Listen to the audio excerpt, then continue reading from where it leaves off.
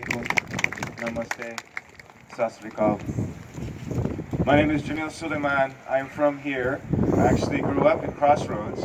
My family are Gujarati immigrants from East Africa.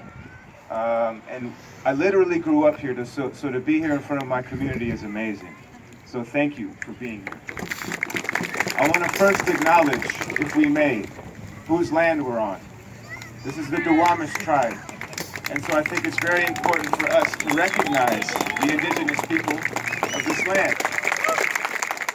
I also want to recognize the sisters, our sisters, who helped to organize the divestment from Sammamish.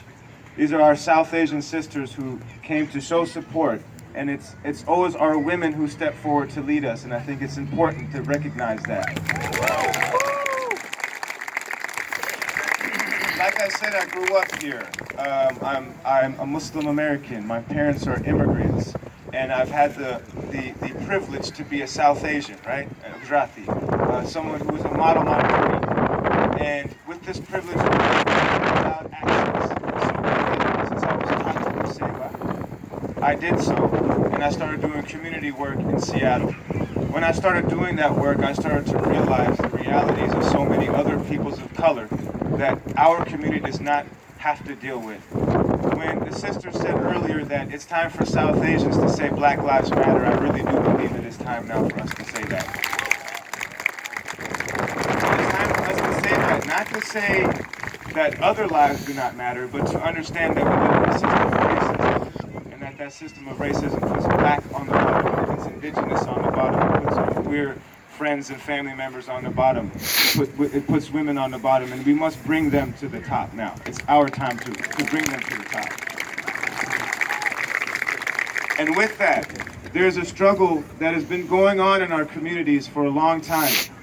We're from a place where we know what struggle is about.